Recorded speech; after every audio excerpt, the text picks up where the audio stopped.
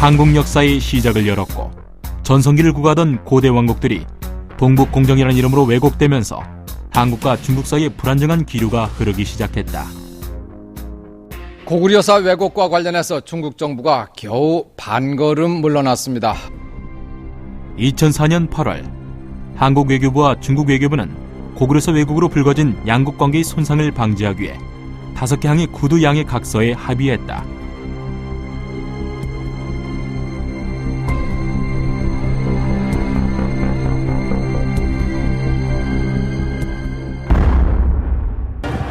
한국 국민들에게 역사에 대한 관심을 증폭시키고 한국 고대사를 소재로 한 드라마 열풍을 불게 했던 동북공정.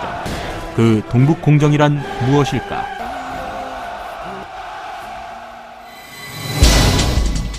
동북공정이란 동북병강역사여 현상계열 연구공정의 줄임말로 중국 사회과건 산하 병강사지 연구 중심에서 2002년부터 시행한 연구 프로젝트다.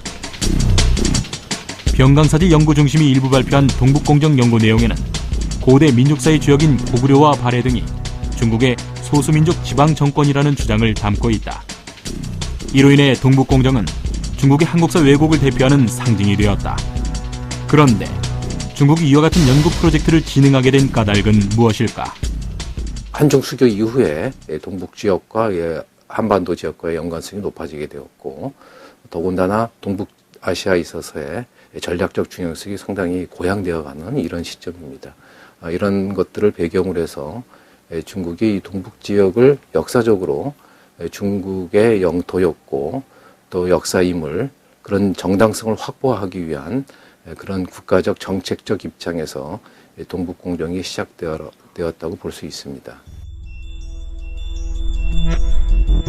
55개의 소수민족과 한족이 결합된 다민족 국가 중국은 1949년 정부 수립과 함께 변경지역의 소수민족 통합정책을 위해 통일적 다민족 국가론을 도입했다. 통일적 다민족 국가론이란 오늘날 중국 영토 안에서 일어난 과거사를 모두 중국사로 간주한다는 역사 서술의 원칙으로 이것이 동북공정의 바탕이 된 중국의 역사인식이다. 중국과는 다른 독자적인 문화권을 형성해온 한국의 고대 왕국. 그 강성했던 흔적은 지금의 동북 삼성 지역에 그대로 남아있다. 그런데 중국은 한국사의 주역인 고구려 발해의 역사를 어떻게 왜곡하고 있는 것일까?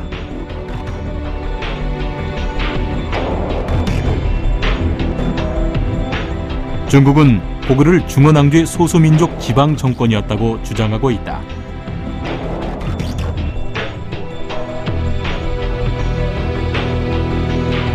高句丽呢王呢每年派人向汉的中央政权呢这个朝贡，建立国家不久就要求臣属于高句丽县。汉的中央政权呢委托呢玄兔郡的高句丽县。 중국이 고대 한국사를 왜곡하는 주요한 근거는 조공과 책봉제도다.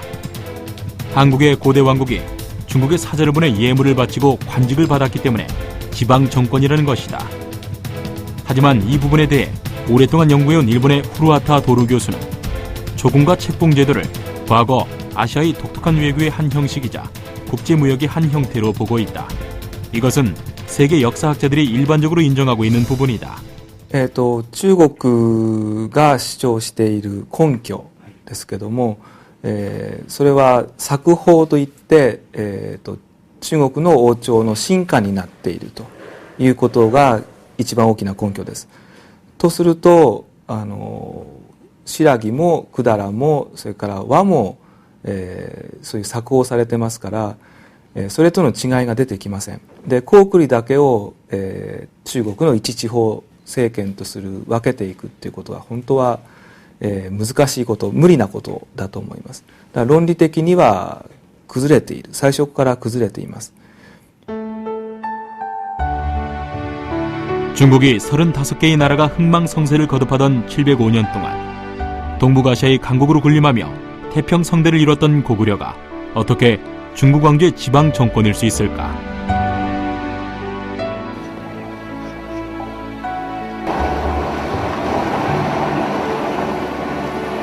중국 지반시 한가운데 거대한 위용을 내뿜고 있는 광개토 대왕배. 이것은 고구려 역사상 가장 광활한 영토를 확장한 광개토 대왕의 업적을 기리기 위해 세운 기념비다. 여기엔 고구려의 시조왕인 추모가 하늘의 아들이라 칭하고 있다. 중국의 주장대로 고구려가 중원왕조의 지방 정권이었다면 중국의 황제와 같이 하늘의 아들임을 자처할 수는 없었을 것이다. 또 영락이라는 고구려만의 독자적인 연호가 아닌 중국의 연호를 사용했을 것이다.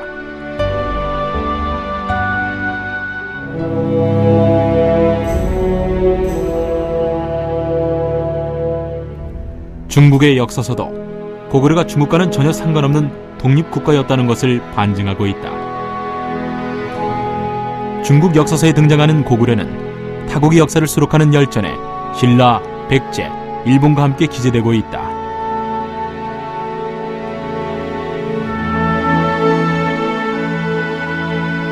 하지만 한국의 역사서인 삼국사기에는 고구려를 신라, 백제와 함께 본기에 수록하고 있는 것이다.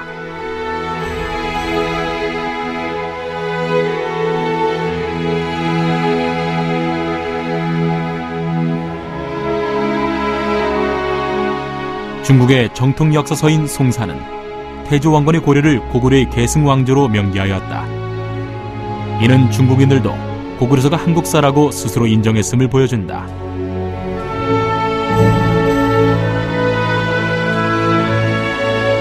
또 아궁이에 불을 지펴 방을 데웠던 고구려 특유의 난망시설인 온돌문화가 중국이 아닌 한국 특유의 문화로 자리잡은 것 또한 이러한 계승성을 보여주는 문화적 단면이라고 할 수 있다.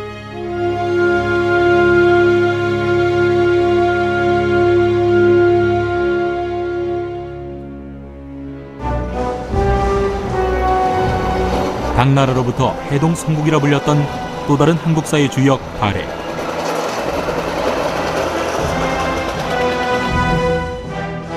중국학계는 발해왕이 발해 군왕으로 책봉받았다는 기록을 놓고 발해도 중국의 지방 정권이었다고 주장하고 있다.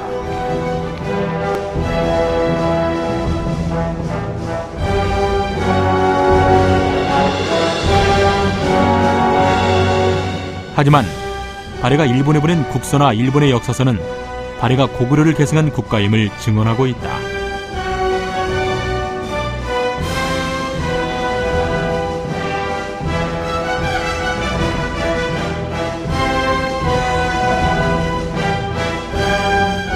또 발해의 수도인 상경 용천부의 왕궁터에서 발견된 고구려 고유의 난망시설 온돌은 발해가 고구려의 문화를 계승했음을 보여주는 단적인 예라고 할 수 있다. 2007년 초, 2002년 2월부터 5년 동안 연구해오던 동북공정 프로젝트가 종료되었다는 언론 보도가 있었다. 그것은 중국의 한국사 왜곡이 끝났음을 의미하는 것일까? 그렇다고 해서 동북공정이 끝난 것은 아니고 계속 추진되고 있습니다. 그것은 동북공정을 주도하고 있는 중국사회과학원 병강사대연구중심의 11차 5개년 계획에서도 잘 드러나고 있습니다. 지금 중국의 역사 왜곡은 중국 중앙정부가 아니라 동북 삼성의 각 지방정부가 전면적으로 나서서 추진하고 있는 것이 특징입니다. 또 하나는 고구려 문화유적이나 발해 문화유적을 관광자원으로 삼아서 국내적으로 고구려나 발해사가 중국사라고 하는 점을 널리 선전하고 홍보하고 있다는 점입니다.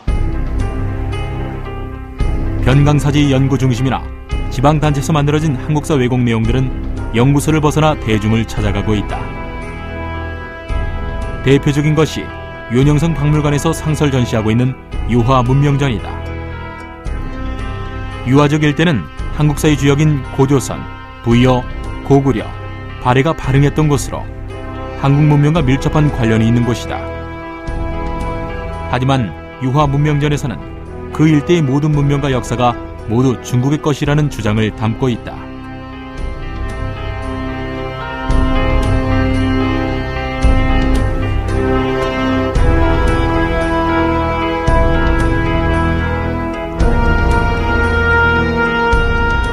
이러한 중국의 역사 왜곡은 한중 관계를 불편하게 만드는 등의 많은 우려를 낳고 있다.